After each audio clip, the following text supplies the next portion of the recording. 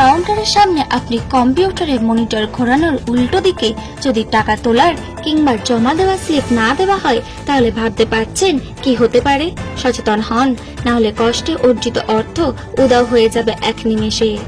শান্তিপুর নীলমণি মার্কেটে অবস্থিত একটি স্টেট ব্যাংকের কিয়স্ক সেন্টার চালানোর ব্যক্তির বিরুদ্ধে উঠল বেশি টাকা তুলে কম টাকা দেওয়ার অভিযোগ এবং স্লিপ না দেওয়ার অভিযোগ। যথেষ্ট চাঞ্চল্য ছড়ায় ওই এলাকায়। লক্ষ্মীদাস নামে এক গ্রাহক অভিযোগ জানান, গত 20 তারিখে তার অ্যাকাউন্টে 2000 টাকা ঢোকে। সেই মতো তুলতেও আসেন, কিন্তু অভিযুক্ত ওই কিয়স্ক অপারেটর তাকে বলে 1000 টাকা ঢুকেছে। এরপর তিনি 1000 টাকা তুলে নিয়ে বাড়ি যান, কিন্তু পরবর্তীকালে অ্যাকাউন্ট চেক করে দেখেন 2000 টাকা যেমন ঢুকেছে তেমন ওই 20 তারিখেই 2000 টাকা তোলা হয়েছে, অথচ তার হাতে দেওয়া হয়েছিল সেদিন 1000 টাকা মাত্র।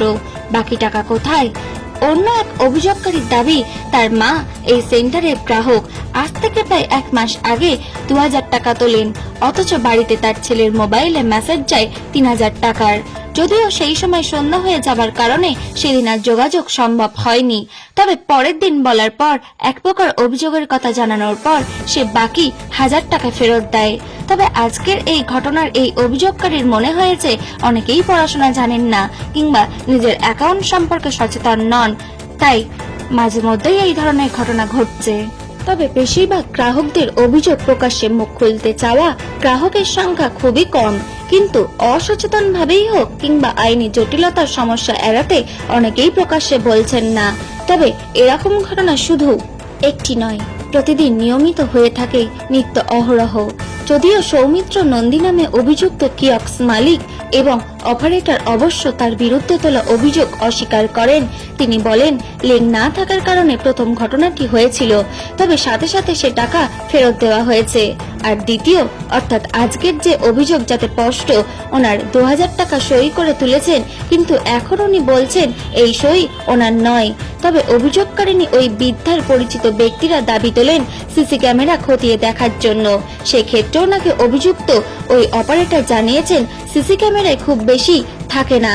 আর এখানেই গ্রাহকরা প্রশ্ন তুলেছেন, মাত্র 10 দিনের স্টোরেজ যদি না থাকে তাহলে সেই কিভাবে অনুমোদন পায়, কারণ তারা জেনেছেন ন্যূনতম 1 মাসের তথ্য রাখা উচিত।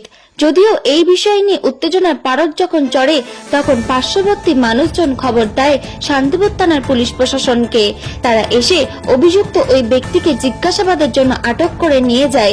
তবে অভিযোগকারিনী পরিবারের পক্ষ থেকে জানানো হয়েছে তারা লিখিত অভিযোগ জানাবেন এবং এর দৃষ্টান্তমূলক শাস্তির দাবি করেছেন তারা।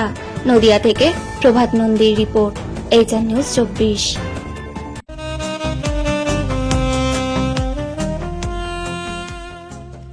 সর্বস্তরের ক্রেতা বন্ধুদের শুভ কামনায় বাবা লোকনাথ বাইক পয়েন্ট। আমাদের এখানে যে কোনো কোম্পানির বাইক ক্রয় এবং বিক্রয় করা হয়। অবশ্যই মনে রাখবেন ফাইন্যান্সের সুব্যবস্থা আছে। প্রোপাইটার দিবাকর দেবনাথ ওরফে বাপি। Mobile number 9002195367।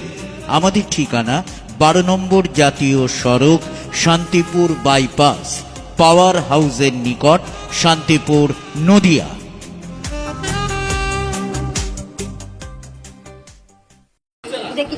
আপনার হচ্ছে উনি টাকা তুলেছে 2000 টাকা, ভাতা যেটা ঢোকে 2000 টাকা তুলেছে, 2000 টাকা দিয়েছি, সই করিয়েছি।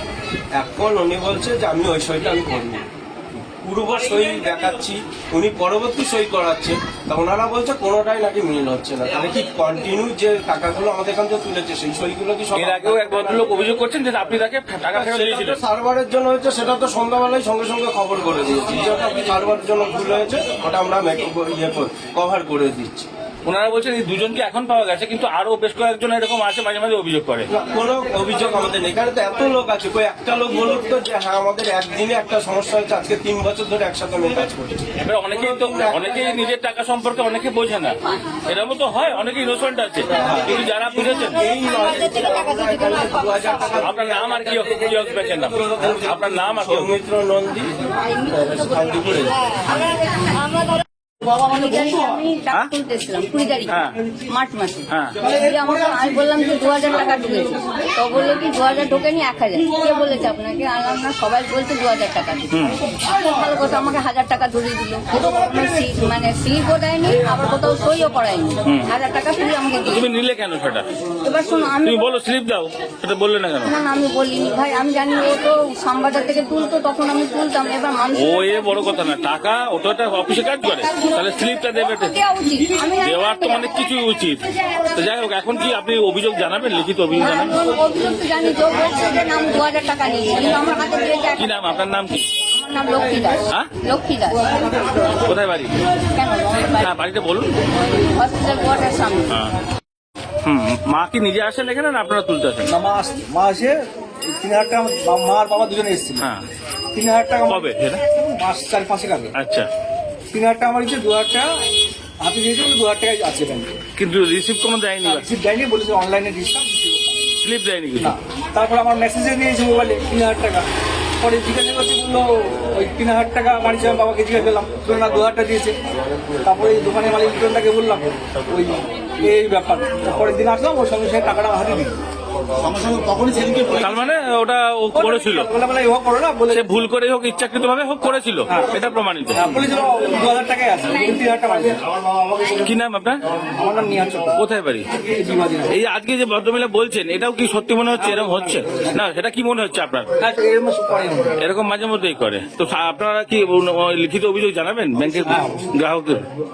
কি নাম বলেন আপনার? নিহার চক্র। আর অ্যাকাউন্ট কার্ড নামে? লক্ষ্মী দাস। না, আপনার যে অ্যাকাউন্ট, মায়ের নাম, মায়ের নাম? নিহার চক্র।